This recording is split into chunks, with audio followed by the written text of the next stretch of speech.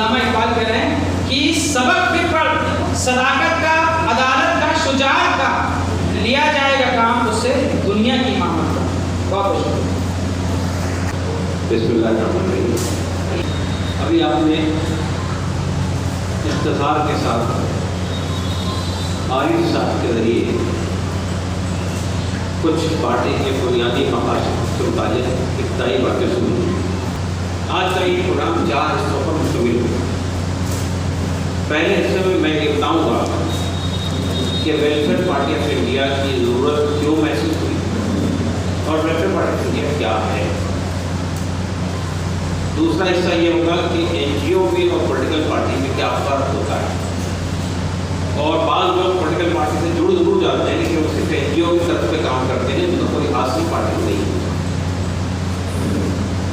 तो NGO में काम करने में और पार्टी में काम करने में क्या फ़र्क है, वो फ़र्क हमारे दरमियान वाज़ेह रहना चाहिए।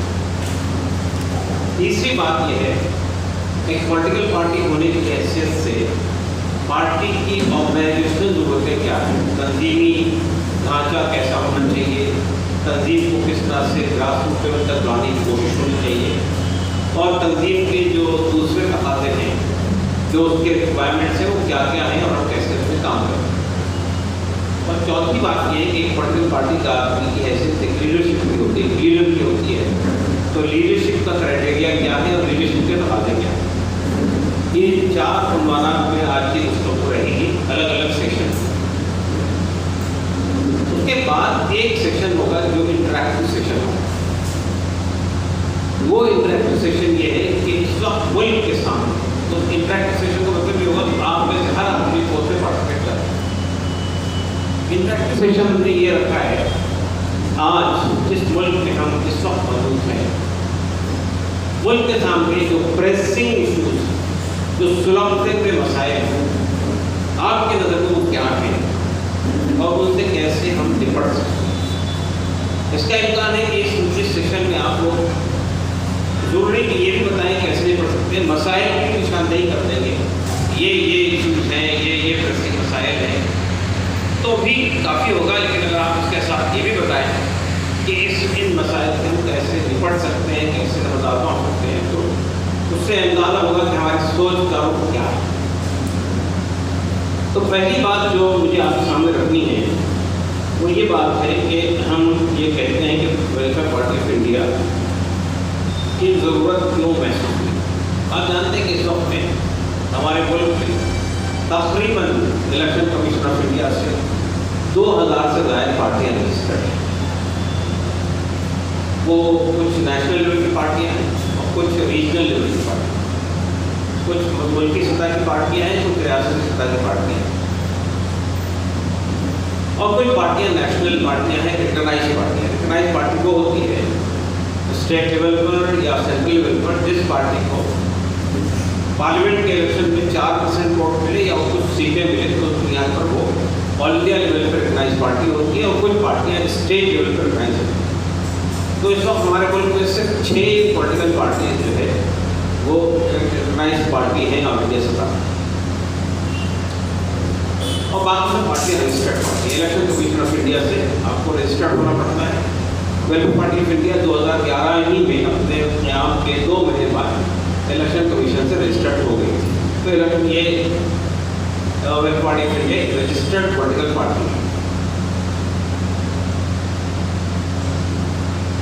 हिंदुस्तान में जैसा मैंने आपसे अर्ज़ किया, इस वक्त जब हमने रजिस्टर किया तो उस वक्त तकरीबन 1200 पार्टी रजिस्टर्ड थी, और ये welfare party of India 1201 party.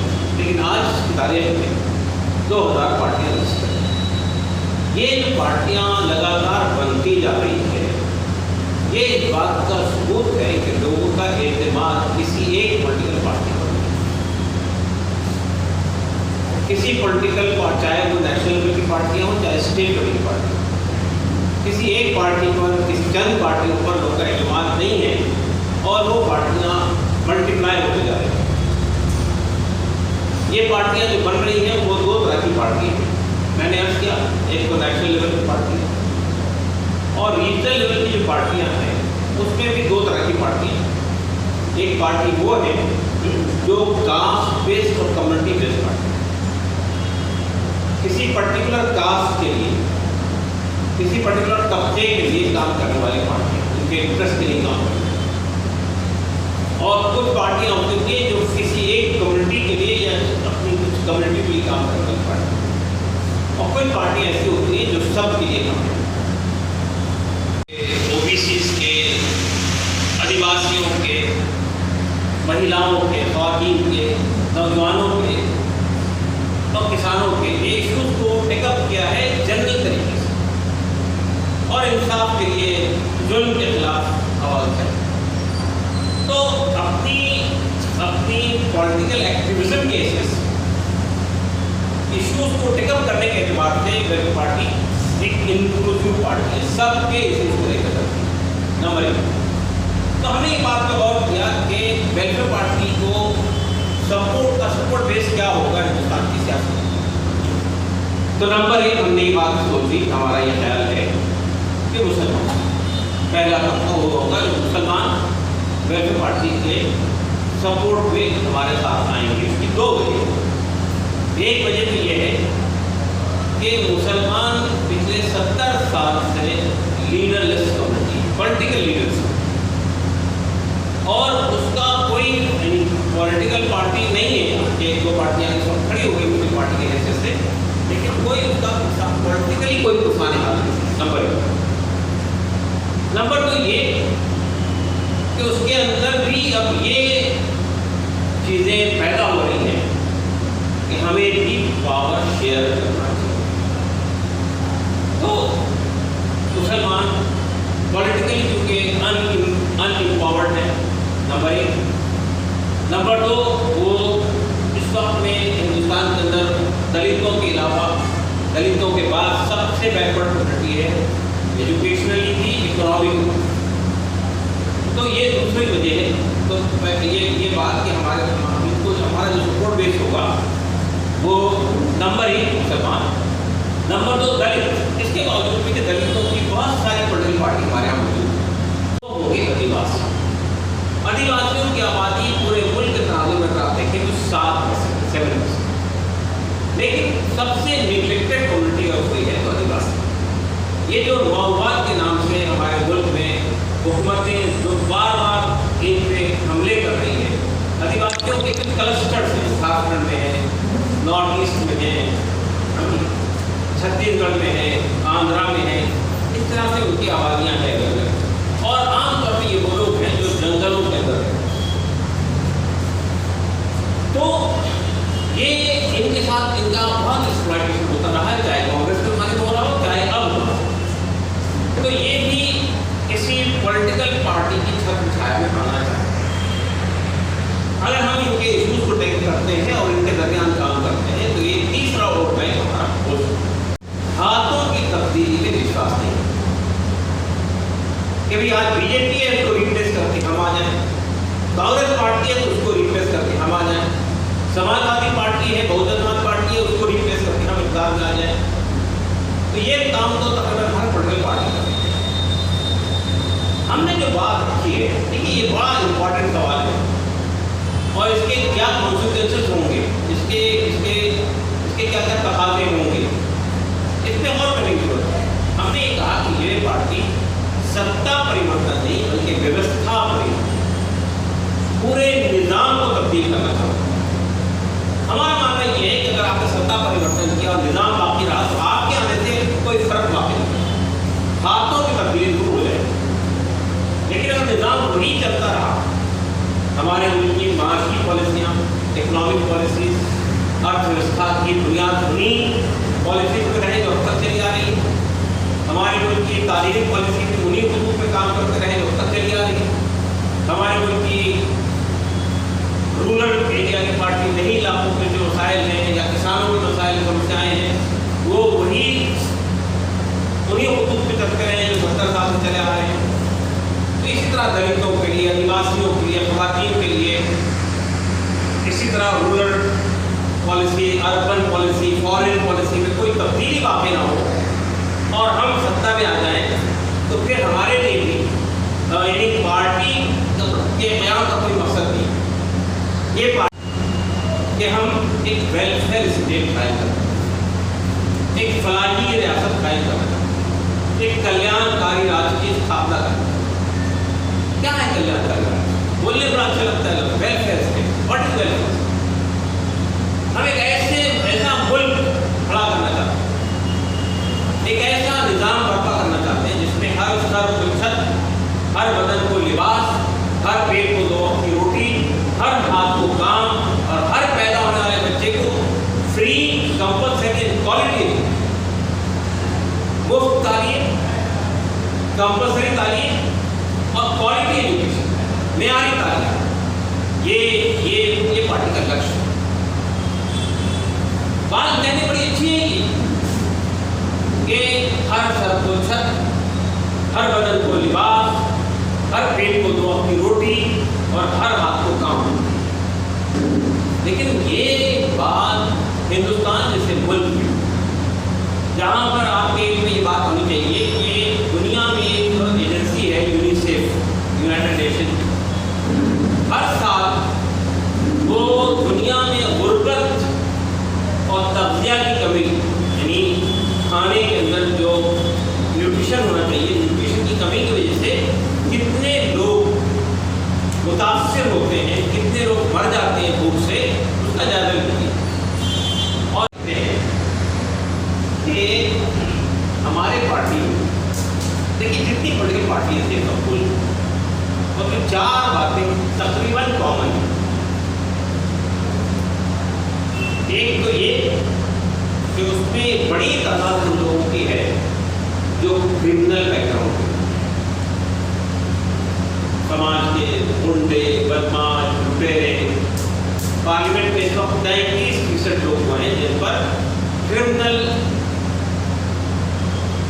वो लगे हुए हैं, कैसे लगे, धाराएं लगी, रेप के वाक़यात की धाराएं हैं, लूटने की धाराएं हैं, पैसे की हेरफेर की धाराएं हैं, और छोटे मोटे बड़े बड़े क्राइम कई। हम ये कहते हैं हमारी पार्टी में किसी दागदार आदमी के लिए, किसी क्रिमिनल आदमी के लिए, किसी जराइम पेशा के लिए कोई जगह नहीं। अभी यहाँ तो बहुत चलाएंगे। दूसरी बात हम ये कहते हैं कि किसी ऐसे आदमी के लिए भी वेलफेयर पार्टी के अंदर कोई जगह नहीं होगी जो करप्ट हो, जिसका करप्शन के इल्जाम। ये भी चीज़ कॉमन है तमाम पार्टियों में। करप्शन उनका एक बुनियादी मकसद होता है इसमें अखबार में आने के लिए या पॉलिटिकल पार्टी में आने के लिए, करप्शन करने के क्या आपका बुनियादी लक्ष्य होता है जिसमें लोग आते हैं। तीसरी बात हम ये कहते हैं किसी क्रिमिनल के लिए, किसी करप्ट आदमी के लिए और किसी कम्युनल आदमी, फिर खबरत आदमी, इस पार्टी में कोई जगह नहीं। आप जानते हैं कि देखिए कम्युनल का बड़ा अजीब गरीब उनका मामला है। किसी कम्युनिटी के लिए काम करने का मतलब कम्युनल नहीं होता। अगर हम मुसलमानों को वेलफेयर के लिए काम करते हैं कम्युनल नहीं, लेकिन हम किसी कम्युनिटी के नाजायज जरूरतों के लिए मैदान में आए और तहरीक चलाएं और 10-12 का निर्णय करें, इख्तियारअंगेज़ी करें, ये कम्युनल। इलियास साहब, आज आपकी कैडर ट्रेनिंग और पॉलिटिकल वर्कशॉप है, और ये स्पेशल जो प्रोग्राम आपने रखा है वो प्रोग्राम आप जो है किस तरीके से आगे चलाएंगे और कैसे आप ट्रेनिंग करेंगे और कैसे आप जो है तैयार करेंगे अपने कैंडिडेट्स को जो आज वर्कशॉप में सिखा रहे हैं आप? देखिए किसी भी पॉलिटिकल पार्टी के लिए कमिटेड, टैलेंटेड और कैपेबल कैडर जो है बहुत जरूरी होता है। वेलफेयर पार्टी ऑफ इंडिया एक ऐसी पार्टी है जो समाज में बुनियादी तब्दीली, बेसिक चेंज लाना चाहती है। हम लोग व्यवस्था परिवर्तन के लिए काम कर रहे हैं। जैसे हम ये महसूस करते हैं कि हमारे कैडर को हमारी आइडियोलॉजी के बारे में मालूम होना चाहिए, हमारे कैडर को पूरी तरह तैयार होना चाहिए और समाज के अंदर उन सवालों को फेस करने के लिए तैयार रहना चाहिए जो समाज के अंदर सवाल पॉलिटिक्स से मुताल्लिक़ और देश से मुताल्लिक़ उठकर रहते हैं। तो ये जो आज का प्रोग्राम है ये बेसिकली कैडर ट्रेनिंग का प्रोग्राम है। तो ये पार्टी आगे जो आप वेलफेयर पार्टी ऑफ इंडिया जो इलेक्शन में पार्टिसिपेट करेगी, तो अभी आपने एक बात ये कहा कि सत्ता परिवर्तन तो चाहिए, साथ में व्यवस्था परिवर्तन बहुत ज़रूरी है। तो उसके विषय में आप व्यवस्था को परिवर्तन करने के लिए कैसे आप कैंडिडेट चूज़ करेंगे? देखिए, हम लोग एक बात आप साफ रखिएगा, दूसरी पार्टी की तरह हम कैंडिडेट के इंतखाब में ये नहीं देखते कि वो कोई नामवर कैंडिडेट हो, पैसे वाला कैंडिडेट हो, समाज तक जाना जाता हो। हम ये देखते हैं कि जो इस आइडियोलॉजी से कमिटेड आदमी है, जो काम कर रहा है और जिसने ये साबित कर दिया है कि वो इस आइडियोलॉजी से भी कमिटेड है, वो करप्ट नहीं है, वो क्रिमिनल नहीं है, वो क्रिमिनल नहीं है, वो मौका परस्त या अवसरवादी नहीं है और वो समाज के लिए डेडिकेटेड है, तो हम ऐसे ही लोगों को टिकट दें। अभी आगे आने वाले इलेक्शन में आपका क्या प्रोग्राम है? आप किस तरीके से अपने आप को रखेंगे और कौन से एजेंडे को लेकर चलेंगे आप? आने वाले इलेक्शन से अगर मुराद आपकी कॉर्पोरेशन का इलेक्शन है या असेंबली का इलेक्शन है या उसके बाद पार्लियामेंट का इलेक्शन है, तो जाहिर है कि चाहे इलेक्शन कोई भी हो, हमारी कोशिश ये होगी कि हम समाज की जो बुनियादी समस्याएँ हैं वो क्या समस्याएँ हैं और हमारी पार्टी का आदमी इलेक्ट होकर आएगा तो हम कैसे उसको हल करेंगे, ये बातें हम पब्लिक को समझाने की कोशिश करें। और हमें उम्मीद है कि अगर हमारा समस्याओं के बारे में हमारा जानकारी का जो तरीक़ा है और उसको हल करने के लिए जो रास्ता हमने सोचा है, वो चीज़ें अगर हमारी सही से पब्लिक के सामने कम्युनिकेट करने में कामयाब होंगे तो हम उम्मीद है कि हम इलेक्शन में जीत पाएंगे। अभी आपको मालूम है कि अभी कम्युनिटी लेवल पे काफ़ी ज़्यादा समस्याएं खड़ी हुई हैं और लोगों के बीच में पॉलिटिकल पार्टियों ने भी काफ़ी कम्युनिटी पे जो है आरोप भी लगाए हैं कि जो है मुस्लिम और हिंदू और सिख और इस तरीके की जो अभी तालिबान को भी लेके जो कम्युनिज़्म जो है प्रॉब्लम्स खड़ी हुई हैं, उनको आप किस तरीके से समझाएंगे लोगों को लेके कि भाई ठीक है जो भी है सब हमारे देश के अंदर ऐसा कुछ नहीं है, तो उसकी समानता आप कैसे लाएंगे? देखिए, पहली बात मैं यही कहना चाहता हूँ कि जो पॉलिटिकल पार्टी इस मुल्क में हिंदू मुस्लिम नैरेटिव खड़ा कर रही है या हेट स्पीचेस दे रही है या सोसाइटी को कम्युनल बुनियाद में पोलराइज करना चाहती है, हमारा मानना ये कि उनके पास कोई पॉजिटिव एजेंडा है। जो समस्याएं पब्लिक फेस कर रही है उस समस्याओं को हल करने के लिए कोई प्रोग्राम नहीं, और वो समझते हैं कि पब्लिक से वोट लेना है तो निगेटिव बुनियादों पर, कम्युनल बुनियादों पर हिंदू मुस्लिम नैरेटिव खड़ा करके और हेट स्पीच देकर ही वो इलेक्शन जीत सकते हैं। हमारा मानना ये कि ये जो सोच है, ये जो लोग भी सोच को तैयार कर रहे हैं उनको भी मान लेना चाहिए कि वो मुल्क की आवाम को इतना बेवकूफ़ समझते हैं कि वो सोसाइटी को कम्युनलाइज कर देंगे और इलेक्शन जीत जाएंगे। तो एक इलेक्शन जीत सकते हैं, दूसरा इलेक्शन जीत सकते हैं, लेकिन ये इस बुनियाद पर वो कोई पायदार पॉलिटिकल सिस्टम खड़ा नहीं कर सकते। एक बार पावर डाल सकते, दूसरी बार आ सकते, तीसरी बार। अभी आप सामने देख रहे हैं, बारिश के दिन चल रहे हैं, बरसात जोरों की है और आम आदमी पार्टी जो है अपने आप को अच्छे वर्चस्व पे दिखाती है, लेकिन जब दिल्ली के अंदर देखा जाता है पानी का मामला इतना गंदा हुआ पड़ा है, जगह जगह पानी भरे पड़े हुए हैं, एमसीडी काम नहीं कर रही है और आम आदमी पार्टी एजेंडे को उठा नहीं पा रही है या मुद्दे को भुना नहीं पा रही है, तो इस एजेंडे को लेकर आप क्या कहेंगे? क्या सोचते हैं कि आम आदमी पार्टी का वर्चस्व आप छीनेंगे? देखिए, आम आदमी पार्टी ने जो वादे किए थे उनमें से सिर्फ 2-3 वादे ही पूरे हुए। एक वादा ये था कि हम जो इलेक्ट्रिक का जो खर्च होता है वो मीटर में जो आपकी रीडिंग आती है उसका 50% आपको देना पड़ेगा, वो भी सिर्फ 400 उसके लिए 400 तक अगर आपका यूनिट है तो आपको मिलेगा, अदरवाइज नहीं मिलेगा। दूसरी बात उन्होंने कही थी कि हम फ्री पानी सप्लाई करेंगे, लेकिन फ्री पानी सप्लाई तो वहाँ करेंगे जहाँ पानी अवेलेबल है, लेकिन जहाँ दिल्ली में ऐसी बहुत सारी कॉलोनियाँ हैं जहाँ टैप वाटर अवेलेबल है। तो जाहिर बात है कि ये जो उन्होंने 1 साल 2 साल और तीसरी बार हुकूमत कर रही है ये पार्टी, लेकिन उसने ये बता दिया कि वो 3 चीज़ें बुनियादी तौर पर उन्होंने कही थी। एक बात ये कही थी कि हम करप्शन फ्री हुकूमत देंगे, दूसरी बात ये कही थी कि पब्लिक की जो बेसिक समस्याएं उनको हल करेंगे, और तीसरी बात ये कही थी कि दिल्ली को एक साफ सुथरा निज़ाम देंगे। मेरा मानना ये कि तीनों बातों को फेल हुआ, मतलब व्यवस्था चरमरा गई है, व्यवस्था चरमरा गई है। लेकिन हमारे प्रॉब्लम ये है कि आम आदमी पार्टी के मुकाबले में जो पॉलिटिकल पार्टियां हैं वो उससे पहले ही अपनी नाकामी साबित कर चुकी हैं।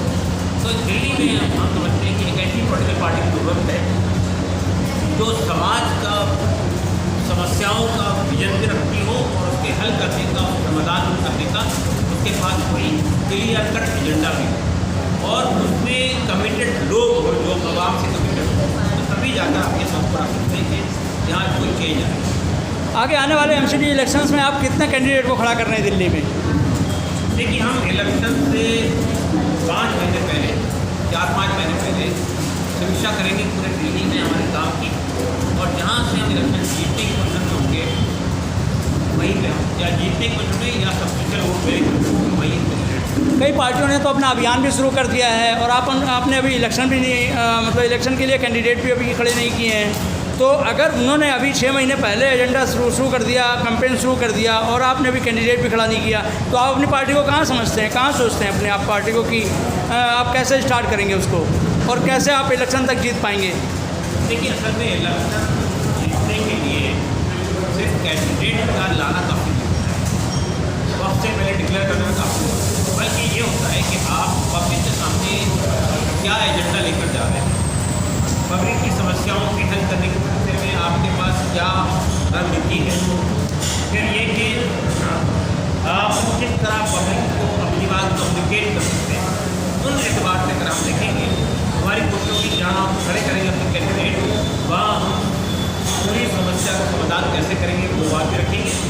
हम ये बताएंगे उनको जिस तरह कैंडिडेट ला रहे हैं वो कैंडिडेट ईमानदार लोग हैं, वो कमिटेड लोग हैं, वो आवाज़ के लिए काम करने वाले लोग हैं और हमारी पार्टी जीत कर आएगी। जो बातें हमने की हैं वो बहुत बहुत धन्यवाद बात करने का।